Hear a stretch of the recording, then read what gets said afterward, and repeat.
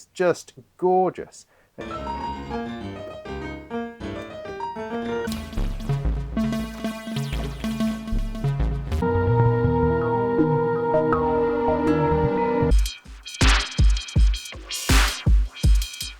Hello, I'm Robin Vincent and welcome to Molten Music Technology with a little bit of modular, a little bit of surface, a little bit of MIDI, a little bit of CV. I'm kind of bringing all of these things together via this rather nice, rather wide, interesting faders, knobs and bits and pieces on it, the Befaco VCMC. The VCMC. VCMC, shall we just assume it's going to be voltage controlled MIDI controller? I think that's probably what it stands for. I should probably look it up, but I'm just going to go with that. The VCMC. What the heck is it all about? Well, it's a MIDI controller, man. But it's a MIDI controller within your Eurorack. Why would you want that? Good question. That's one of those things I'm going to look at and hopefully answer. I'm going to answer it right now. You need it because it's awesome. In a nutshell, what it's doing is it's taking Eurorack stuff, so modulations, notes, envelopes, all that kind of jazz, stuffing it into this module, and out the other end comes MIDI. So it's a CV to MIDI converter. But it's more than that because it takes your CV in and lets you do interesting things with it as you then route it out as MIDI. And what that means in reality is I can take stuff from here and I can control stuff on my computer or on an external synthesizer or anything else that responds to MIDI. And for me, what this is starting to do is to bring software sounds back into my Eurorack. Now, there are other ways of doing this, lots of different ways of doing it. I've talked about all sorts of things of DC coupled audio interfaces and routing CV out of your door into here and other things going back. But generally speaking, the flow is from your sequencer, your DAW, into your Eurorack. Generally, not always, but generally. You're creating sequences in Ableton Live Tools or in Bitwig, in the Polygrid or something like that, and you're pumping that out via your audio interface through some kind of magic converter into control voltage, which then goes into your rack. And that's very cool. That's not what this is.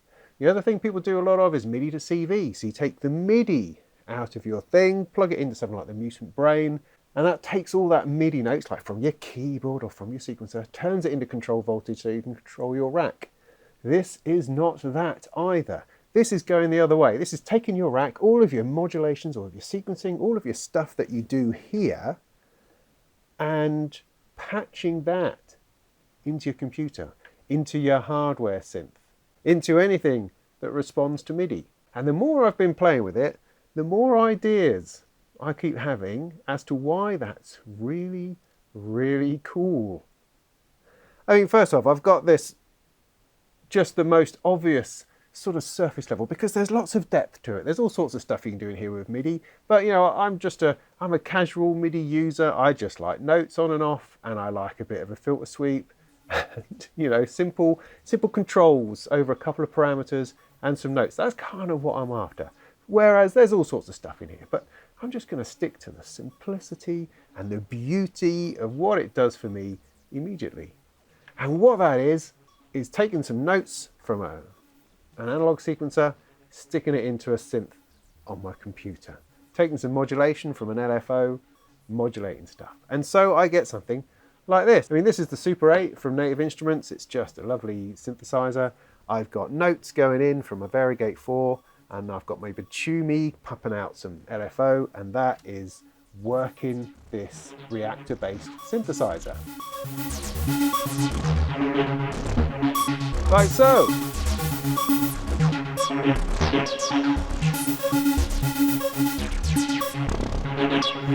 And just by way of proof, here's the Varigate here. I'm going to move notes around.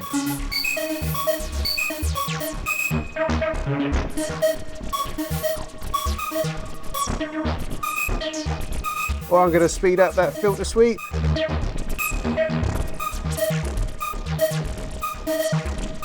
Or slow it down.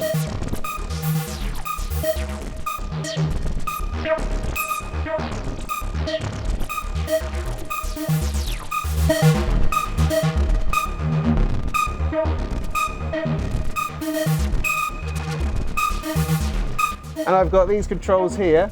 You can't see these yet. I'm going to bring you in and show you in a moment, but just to start with, I've got these sliders here which are mapped to things within Super 8. So I can turn things on and off, add a bit of pulse, add a bit of a triangle over there. I can get manually into the filter sweep, into the resonance of that. Nice. It's a beautiful thing. And now my mind is going crazy. So I'm thinking, okay, I could patch that. Yeah, I can use a synth. Yeah, but I could use a range of different synths all being patched from here. I could use a bank of 8 Monarchs or a bank of Arturia synths or something from Reactor, something from Contact. I could use strings, piano, samples, anything I like. Or I could use it to modulate automation lanes within a DAW, or volumes, or effects parameters, or effects boxes, or synthesizers. I mean, I could pull out the old Dino Park. Do you remember the Dino Park I did a video on?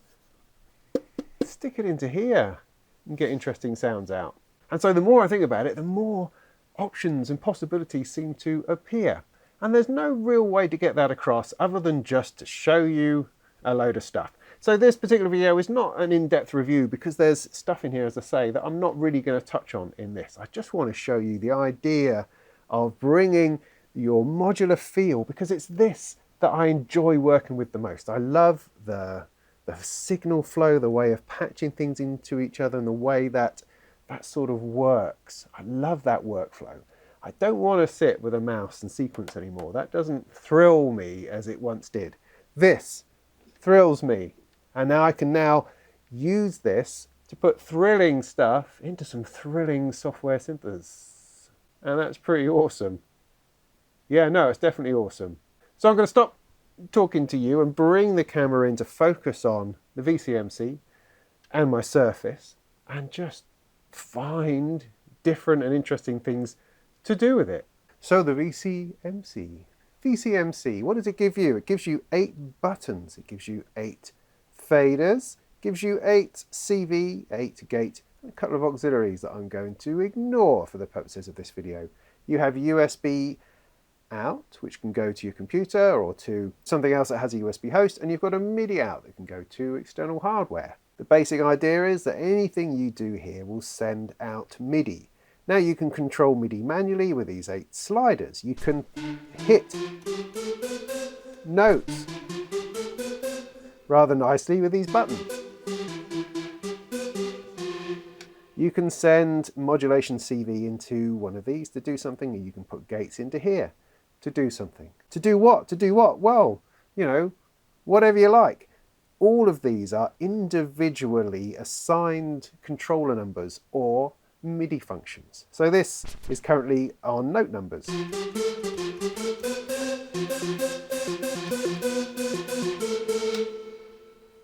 These are assigned to controller numbers, so I can move various things within the software over here, which I'll show you in a moment. The CVs here are all connected to controller numbers, so again you can poke something in there and it'll start moving it about. It displays it brilliantly on this little screen. I love the little screen. It's just gorgeous, and it gives you a representation of where your fader is and also where the CV is. Now all of these can be completely independent, so you can have something controlling something on channel 7 CV while the fader is controlling something else and the button is doing something else and the gate is doing something else. They are all entirely independent if you wish, or you can combine them in various ways. Like for instance at the moment, you can see that modulation is moving up and down as I move the fader. I've put these two together as a sum so that I can choose exactly where this modulation is happening over on this device. You can also use this as an attenuator, so you can bring that down so that the modulation is less and less. Or you can just have them independent. It's really up to you. So to give you an example of playing with the Super 8 over here, first thing I did was take a little bit of gate and CV to turn that into notes. So to do that, I set that up within the little menu system. Now there's a whole load of menu diving in this machine, And that's just the way of things. In order to set things up, in order to give you the power and the versatility, you have to go into a menu to sort those sorts of things out. But once it's set, how you like it to be, you can save it and then use it straight off all the time. So for what you do is, I'm on channel 1, I can select any of the channels. I press a button, I go down to CV.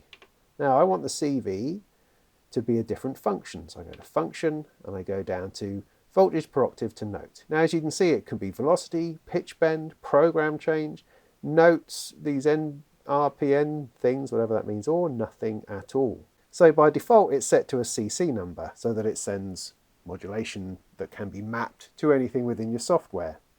But for this I'm going to set it to voltage to note.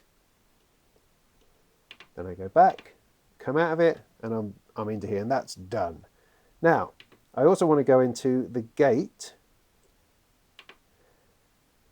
function. The gate can be a note gate, a note latch, it can be a CC gate or latch, it can be a clock, it can be start or stop. You can put clock into here as well. So you can clock then out to MIDI clock, to clock the sequencer in the software to match up with your Eurorack. How brilliant is that? But for this I'm just going to go note gate. It then comes up with some number that I don't understand, but I ignore that and go through it, and it still yet seems to work, which is great. So I'm going to take some pitches from my Varigate 4, plug that in to the CV input, and I'll take some gates from channel 2 on the Varigate 4, plug that into the gate input.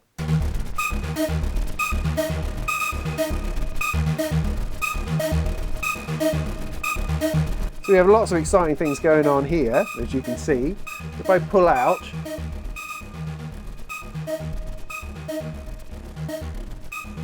the sound is coming from this machine here. So the sound is coming from the Super 8. The pitch information is coming from here.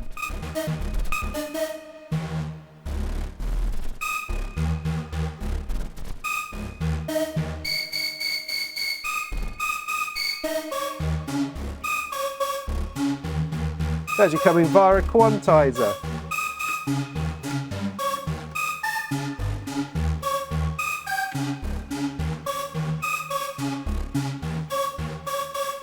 And the gates are coming from channel 2.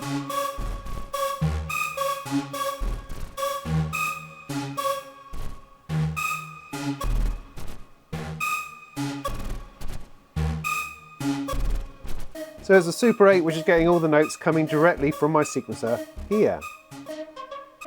And so the next thing I might want to do is to modulate something like the cutoff. Well, of course, the cutoff. So I've got the cutoff mapped to this knob here.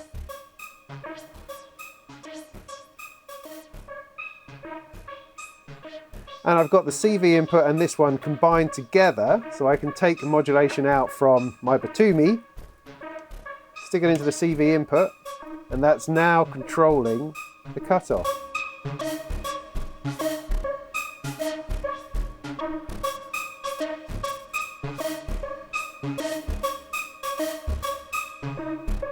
It really is that simple. So I can stuff other things into other things and have them controlling other things.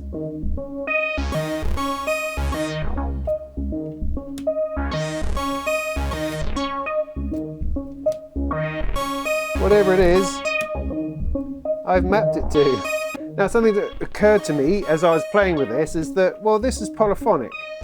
I mean, this is bringing a monophonic sequence and sending that in one note at a time. Could I not bring more notes in, because this is a polyphonic device, and play more than one? Well, let's try that. So on channel 2, if I go down to CV, function, velocity, no, not velocity, voltage per octave, and go down to gate, function, note gate, I can take sequence number channel 3 from the Varigate and channel 4 for the gating.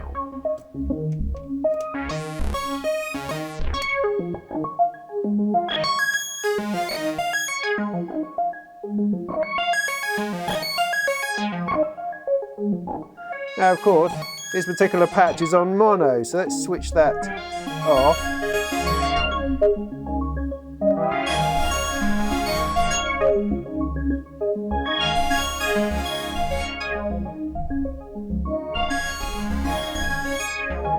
Now that's interesting.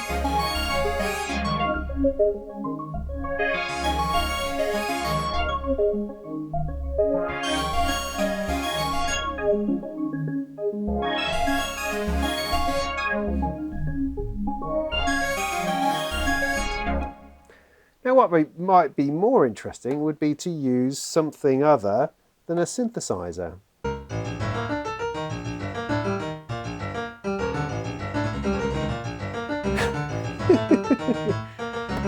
So yeah, that's very interesting.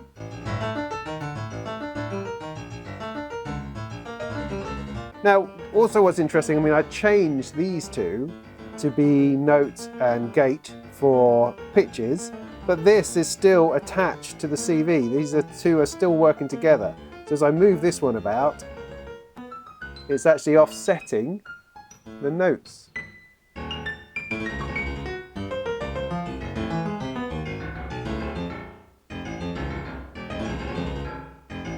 Now this is getting deliciously Planet of the Apes now. So on channel 4, I've now got the lattice going in to control the notes. This is a 12-step sequencer.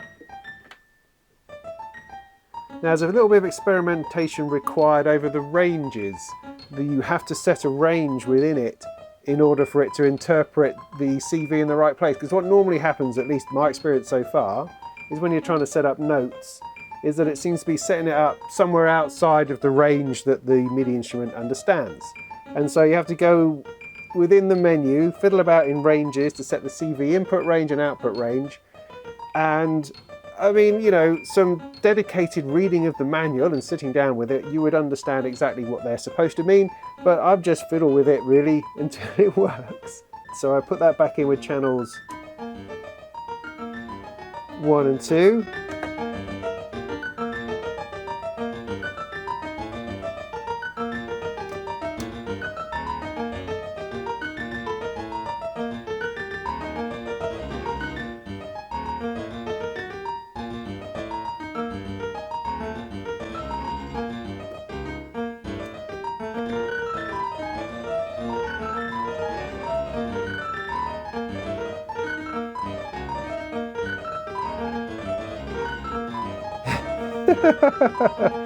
I would suggest that's something you'd find difficult to do by any other means. So let's try to do something with Massive X over here. And by way of this, I'll attempt to demonstrate how you connect the one to the other. I mean, this is just MIDI. It's just MIDI mapping like you do from any controller, with one slight difference. I mean, it depends really on your workflow, but the way I tend to do things is that I build things up in modular, certainly. So I start with something, I start to modulate it, or I might sequence it, then I add further modulation and further modulation. However, when I try to do that with a VCMC, it sort of trips over, in as much as once you're modulating one thing, it's then difficult to map another control to something else, because it's already modulating. So Massive X then, running in Bitwig, let's put some notes into it.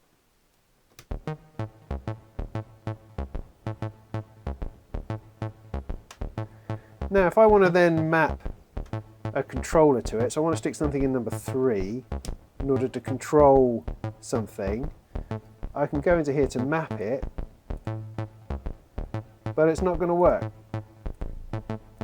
Because I've got the notes going in, it's going to try to map to the note. Alright, so let's pull the notes out. Then let's map it. Okay, good. So I've now got channel 3 on this, flashing away from my Batumi over here, controlling one of the macros in Massive X. Awesome. So I can put my notes back in.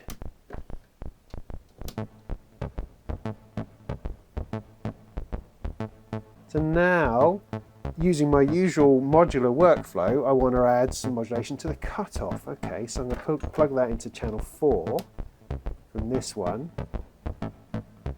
And I want to map cutoff, which I've done successfully. So let's map the resonance. On channel 5.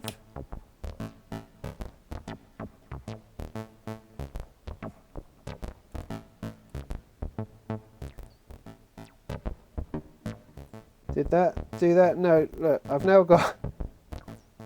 See, the problem is I'm trying to highlight here is that as you try to build up a patch and then try to map stuff and MIDI learn into your software, it will learn from whatever's going in. So it might learn from the note, it might learn from one of these other modulators because they're not separated. They're all going as MIDI via the same MIDI channel into the same synthesizer.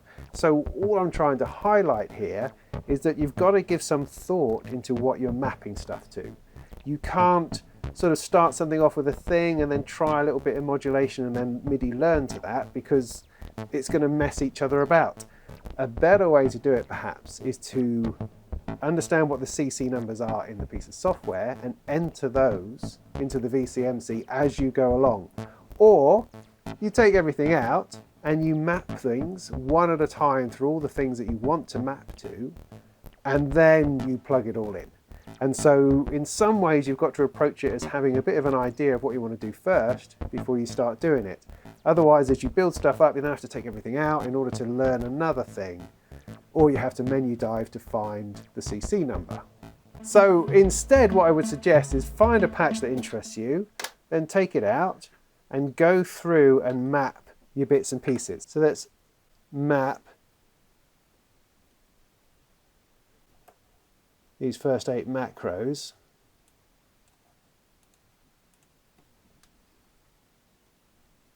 And once you have your mappings, you're then ready to play.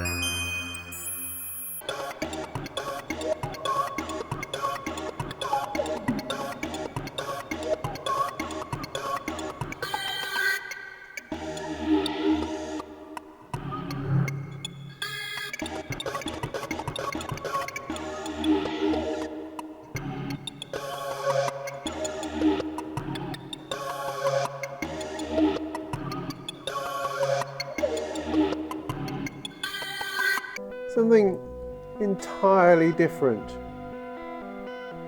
Got some strings in contact and a load of other stuff going on. I've just got 2 notes going into strings over here. That's coming back through the magneto, which I haven't done anything with yet.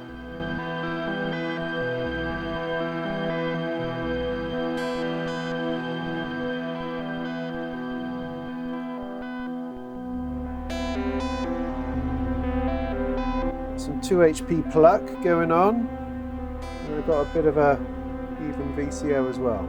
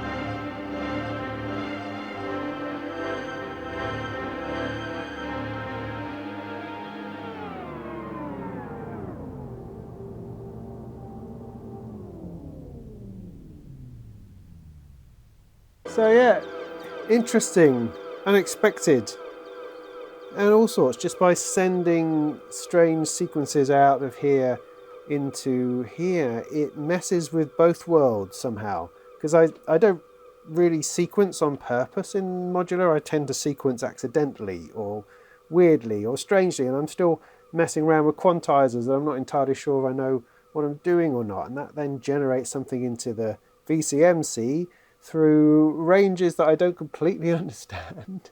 And so I'm not entirely sure what notes I'm sending out, but then I'm taking the sound from that and bringing it back in, and then I'm working with that sound and trying to tune things to it and trying to find things that work and fit with that. So essentially, the VCMC in this situation has opened up a doorway to a whole load of other textures that I don't currently have in my rack. I don't know if I want them in there or not. I'm just experimenting and playing with it. And that's the beauty of something like this, is that it opens you up to other things you hadn't thought of. Because you can get very confined within your Eurorack, which is often a really good thing, but not always. And at other times it's good to blow the side off and to find yourself playing in another place. And that's completely fascinating.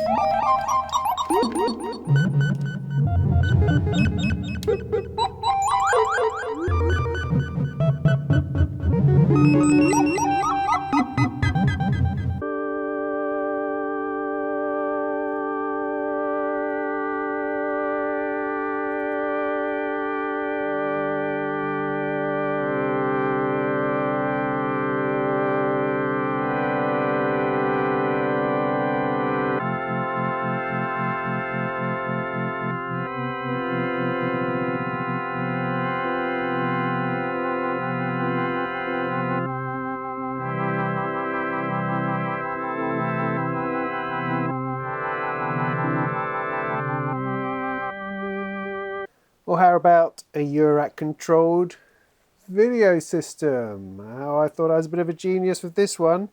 You can start mixing in bits and pieces with the faders, stick an effect in, or control that from a little bit of LFO, or spice some things up in Resolume.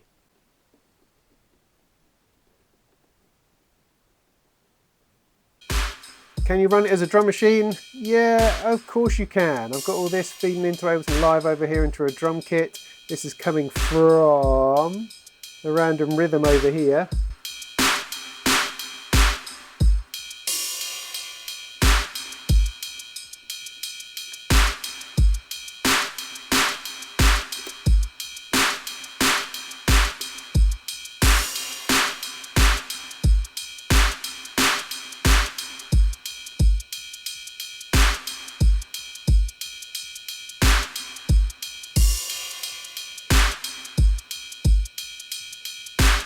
And then of course I can map to something else.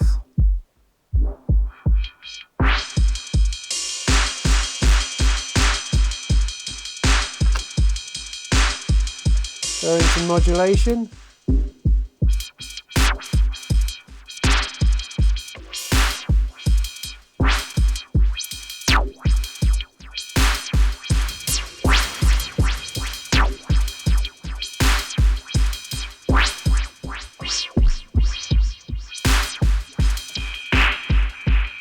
So there you have it, the VCMC. I've been working quite hard in order to get together the right sort of demos, and I'm not entirely sure that I've done it justice, because there's an awful lot of interesting power in here, but it does take a bit of thought, a bit of time, a bit of perhaps even planning on how am I going to use this and how am I going to integrate this.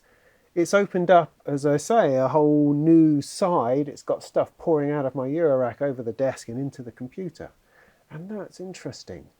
But it takes thought and concentration and focus in order to get all those things together, because I'm back into the world of MIDI and mapping and faffing around with MIDI learn and MIDI controller numbers and all that stuff that I kind of have pushed away since moving into the Eurorack. So it brings with it those same sort of frustrations as you're maybe familiar with when dealing with computers and software and MIDI and all those sorts of things. But on the other hand, it's the sort of thing that you tend to set up once and then leave it and play with it because it's there and it's saved and it's stored and all those sorts of things.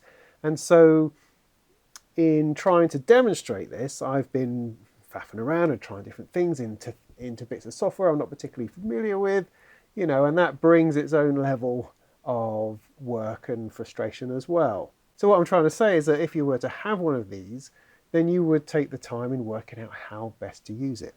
And that's very much the thing. You have to work out how you're going to use it. How am I going to route those things through other things? How am I going to incorporate the computer? I mean, for me, the light bulb moment was using it with video, funnily enough.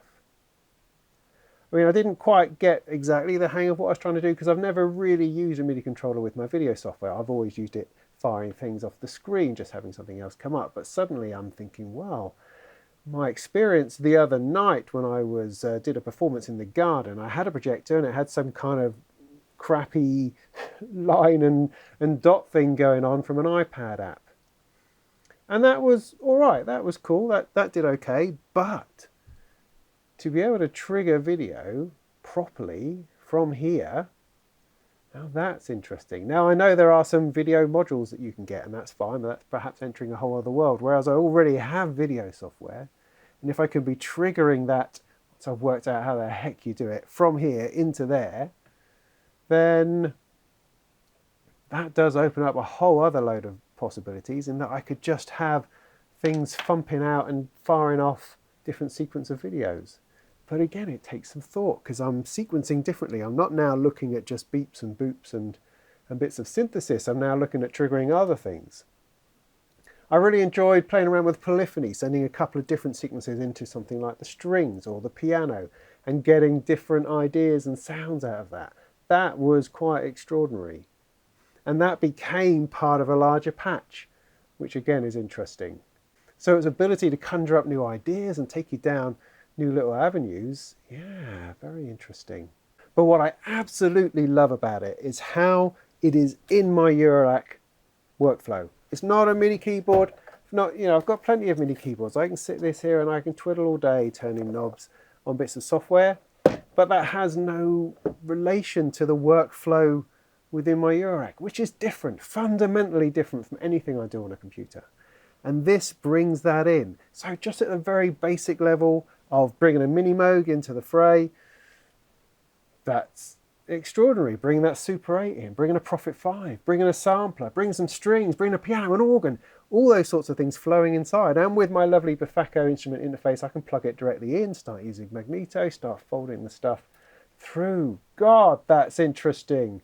So the only thing I'm finding with it is that there's so much in it that it will take me a lot longer to get to the bottom of everything it can do.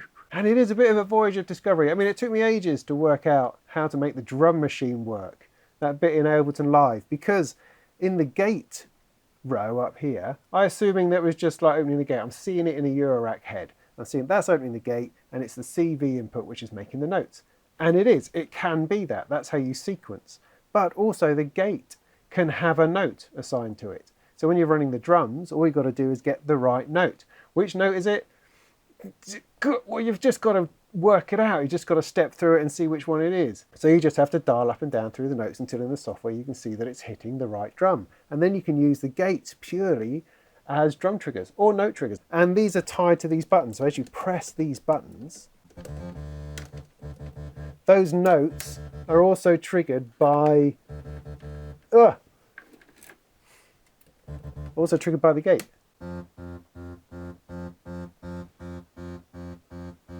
I can go in and change what that note is.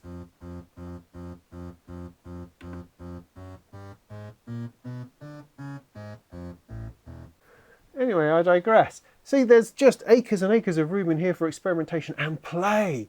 The most important, absolutely standout thing for me is how it fits into my Eurorack workflow. That is what appeals more than anything else. And that it's not difficult to set up. I'm not having to try to sort out an audio interface with DC coupling and routing audio out and in. I can use the computer completely independently and just have the MIDI going in. Just pop, MIDI going in. Or I can use the audio back through, which is also interesting. So the versatility is there. What a useful thing to have knocking around. And you can use it with anything. You can plug in a hardware synth. I could use my RD8 drum machine, stick that in and control it from my Eurorack. Or at least sync it, if nothing else. Or sequence all manner of bits of hardware. So there you go. I hope that was useful. And in the meantime, go and make some tunes.